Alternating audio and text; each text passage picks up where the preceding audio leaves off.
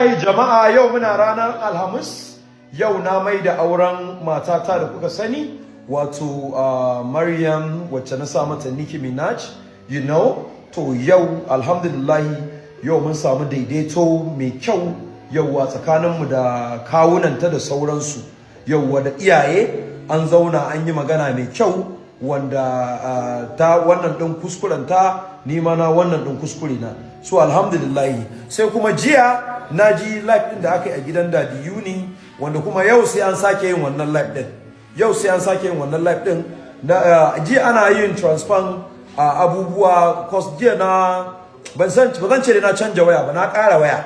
Yau ina da 14 to yanzu wannan da nake bidiyo da ita da 17 Pro Max 2 terabyte in nake bidiyo da ita yanzu.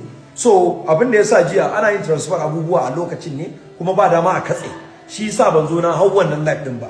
Amma naji wai wani irin live aka yi a gidan Dadi Yuni, makiyana mutum wajen 3 zuwa 4 wai su ne suke bada sharhi akan aure na. Mutanen da shekara 3 shekara 4 ba su taba yabo na ba ko da su daya a social media, wai kuma su da suke ji za a yi magana ta su suka dare akan live din Dadi Yuni, wai su za su yi sharhi a kaina. To na ji maganganun da suka yi, saboda haka yau zan ga ni wanda zai zo ya ce min hayya ko menene, ko maganan Amsar da Aminu J Town ba su da laifi. Su abin da yasa nace ba su da laifi, su abokanai na ne. Yauwa kuma baiwan Allah nan wannan matan nawa ta zo ta faɗa ta ce muku ita abin da ta sani da ita saki biyu ne tsakanina ni da ita. To saki biyu akwai kome tsakanin mu, to na riga na mai da ita. Yauwa kuma zan ga wanda zai iya kashe auren. Kun gane ba? So da ina jin surutan mutane, kuma wani irin mutum ne ni wanda yanda ne magana da iyayenta, to ni am a very mutum wanda kawai komai zan manta da shi, za mu zo mu ci gaba da rayuwar mu, kuma zan je har garin, zan je Yola, zan je in ɗauko ta, yau za ta dawo gidanta. So alhamdulillah na dawo da ita yanzu. Saboda haka mutane in an jima ku tara akan live din Dadi Yuni. Yau Aminu J Town da ya faɗi wannan magana yace wai ko yace shi abin da ya sani shi Aminu J Town shi bai sani in gaya masa yanda nake tafiyar da iyali na ba, in gaya mai daidai, sai dai a soki burutsun mu da shi mu kawai in gaya mai abin da na ga dama. Ko shi Amsar shi ma da abokina ne wanda zamu zauna muna cin abinci, muna ihu, muna haukan mu, muna wasa, muna dariya. Yau so saboda haka babu wanda ya sani.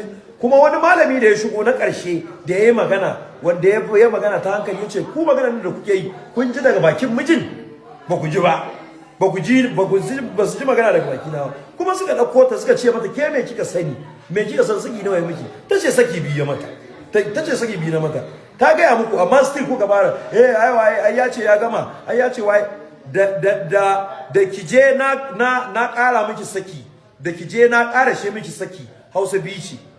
Na ce na ƙara miki saki, ba shine na ƙara she miki saki ba. So mu ba mahaukata bane jama'a. Final statement theory yau G.fresh ku tara a live din Dadi Yuni later. Already my wife is back, so she's happy, and za ku ta yi filin bidiyo na ma a sama, ni ma kuma na yi filin bidiyon ta. That's right. Yar kwaya da naji tana cewa ai yanzu ya ga ta yi arziki, shi yasa yake son ta ji wata jahila, wata yar kwaya masu kwana a wuta, wata tsohuwar karuwa ce take wannan magana. Na ji ta kuma yau zan warware kike ma akan live din Dadi Yuni din, a inda kike magana anan zan warware miki. Ta Maryam matata, Allah ya mata albarka, tana cikin kuka, tana cikin shauki, tana mun kuka, tana so na, so ina santa, perfect so. Ina santa kuma zan ci gaba da rike mata amananta, dama already da ni aka santa. Saboda haka wannan abubuwan da kuma tana yi wai ta samu kaza duk content ne. Yauwa ba wai sirrin mu ni da ita daban, amma ina ga muku wannan abubuwan da take zan yi me tana da waye, wannan duk content ne, ba wani abu bane ba. Yauwa saboda haka asirinta a rufe yake, kuma inuwa ta take yawo har gobanta, duk inda za a ganta ni ake kira, yan za a ganta a matar wane wata suka rabu, to na dawo da ita dan umaru uwar. Saboda haka zan je in sami iyayenta, in durkusa, in ba su haƙuri. Iyayenta iyayena ne already, ni maraya ne ma gabaki ɗaya, ba ni da uwa ba ni da uba, to iyayenta dole su zama iyayena, shine maganar gaskiya. Kano State Material G.fresh. Jama'a inna lillahi wa inna ilaihi raji'un, inna lillahi wa inna ilaihi raji'un. Allah ka raba mu da mugun ji da mugun gani, ya hayya kai. Ke yanzu Nicky Minaj komawa gidan G.fresh zaki, duk bura ubar da aka yi miki, duk abin da ya yi miki, yanzu gidan G.fresh zaki koma, ke ka san mun sallaman miyar yarinya. An ga miki mun gaji da ke ne, to in Allah da ba ki koma gidan G.fresh ba ga miki zancen gaskiya sai kuma G.fresh na rantsa da Allah kamar da nake bana sai mun yi bura uba da kai sai dai mu fasa a wuri ni da kai an gama kuma bala'in nan kai ya sa ke tsakaninki da girman manzo Allah magana kika ji ana yi kuma za ta yi